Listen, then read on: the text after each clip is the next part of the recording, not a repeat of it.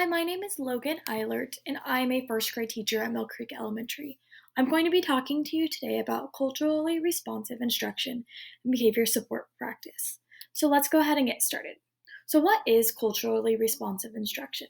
It's student centered instruction that identifies a student's cultural strengths and utilizes them for achievement and personal well being.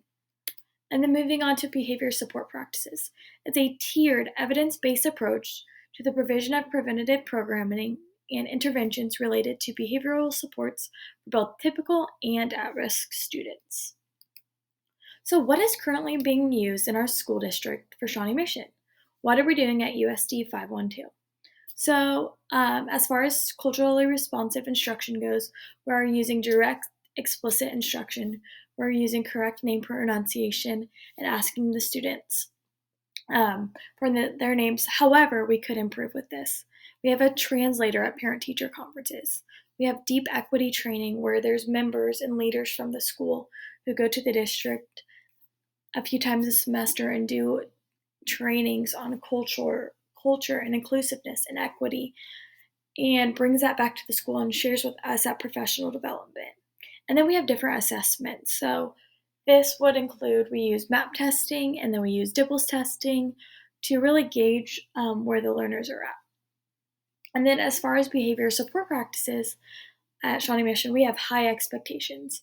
We use positive reinforcement. At my school, Mill Creek Elementary, it's called Pride Expectations.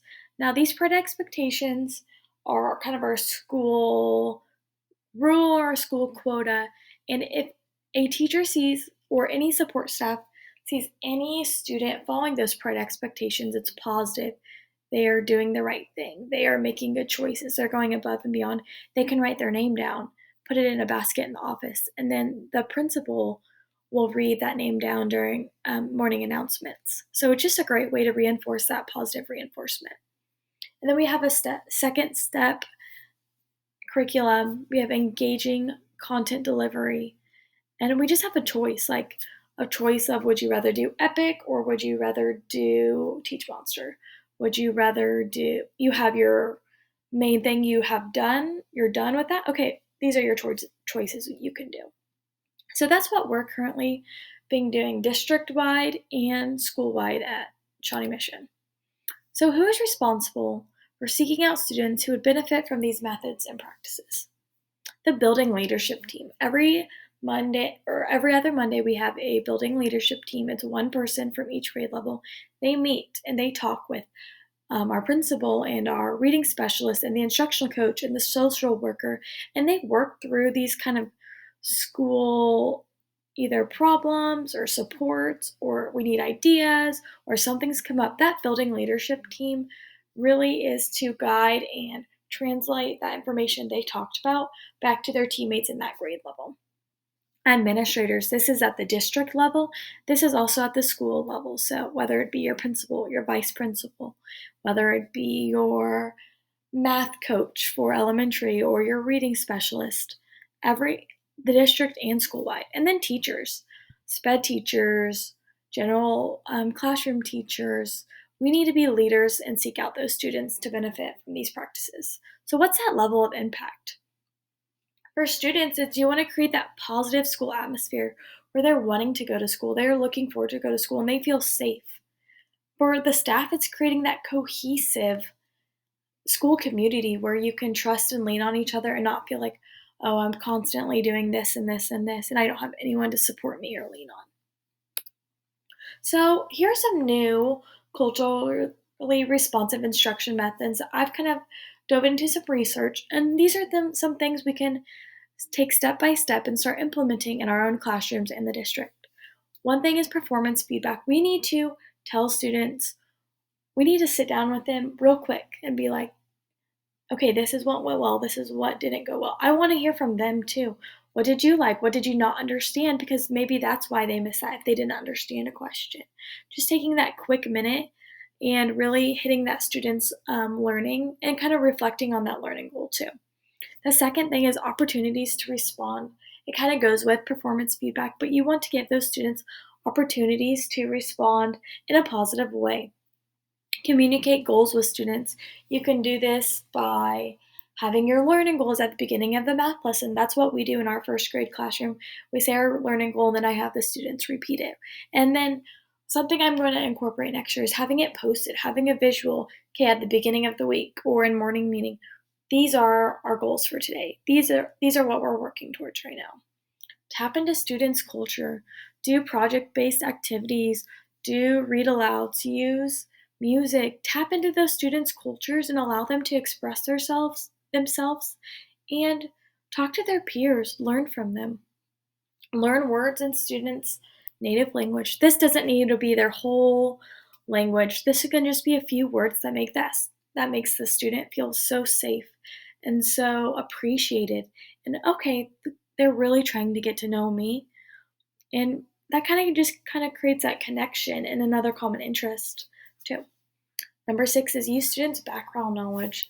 Ask what they already know. Ask questions.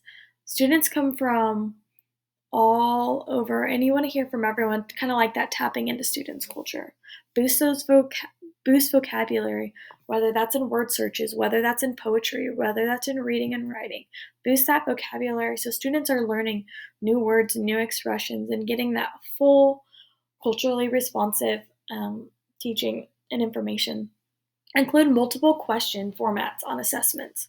Now, so I mentioned in what Shawnee Mission's doing that we do 2 different types of assessments, DIBELS and map testing. But this is just on like your formative assessments and your summative assessments, not those statewide testing, but what you do in your classroom and what you see from that student. So maybe you ask a multiple choice question, and then you do a short answer question, and then you do a true false or a matching. Just include those multiple question formats. Be the facilitator as a teacher. Kind of more step back from that director role and try to go into more of that facilitator role where you're engaging with your students and you're letting them take ownership of their learning. That's also goes along with conscious self-awareness. Be aware of your biases, what you believe, how you're acting, what you say. And then behavior support practices. These are some great practices that we can do in our classroom as well. So low tolerance, have that low tolerance for that behavior and start that day one, start that low tolerance and that routine building and the relationship building on day one. Have high expectations, have routines that set students up for success because the student know what is coming at them. Use data to monitor and adjust supports for students. If the data is showing the student has got there, then maybe you don't need to do that support. Or maybe if that data is not, or if that support is not working, look at your data and be like, oh, what else could we try? Use PLCs to collaborate and see like, oh, what's working for you? Okay, let's try this support. Let's try this support, while still holding that student up to a high expectation. Create tiered approaches for a zero tolerance policy. Establish learning labs. Establish that peer collaboration and project-based learning and hands-on learning. Positive modeling, it starts with you. We always say in my classroom, practice makes progress. Not practice makes perfect, practice makes progress. But if the students are not maybe understanding an assignment or doing a routine, just practice, model, and do it positively. Don't do it negatively. Don't be like, oh, come on, you're never going to get that. Be like, oh, Mary, you're doing such a great job. Oh, Susie, you're doing such a great job, using that positive reinforcement as well. Incorporate parent input and communication. Ask parents, what are your cultures? What is something you do at home? Oh, can I borrow? Oh, do you have an example or a picture? Ask parents for their help in their communication. Increase cultural relevance in your classroom. And then maybe a student is acting out because they just don't feel loved. And that's a part of creating that classroom that makes you feel safe. Increase that cultural relevance. And why is it important? Establish cultural validity. Okay, what's this? What's valid? What are you kind of tapping into that parent input and communication, and asking students questions because they want to share.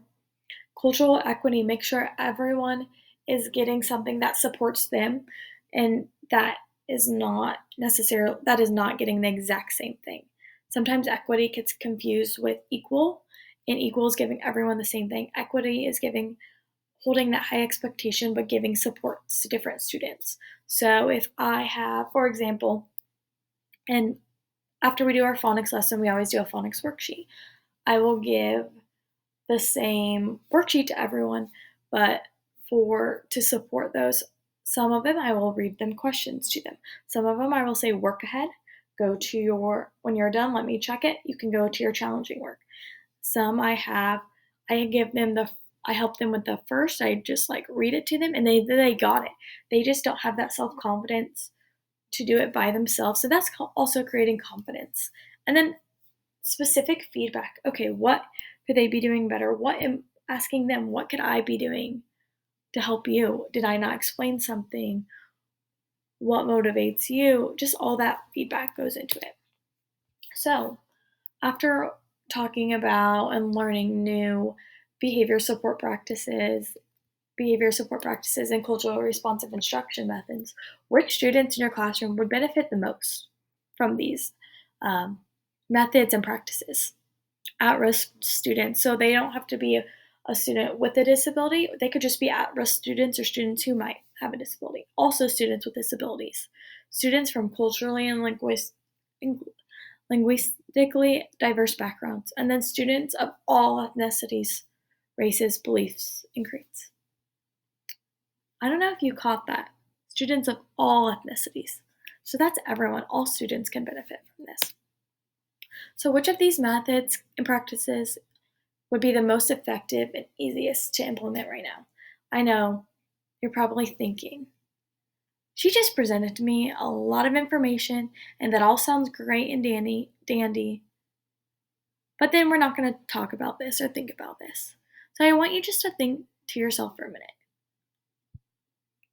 Which one of those methods or practices would be easy for you to just try out in your classroom? One that really stood out to me that I could just jump right into is specific feedback. I want to pull students back to my teacher table. I want to give them a quick minute of their like how they did, a reflection of their work. What went well? What didn't? Maybe they have a note for me.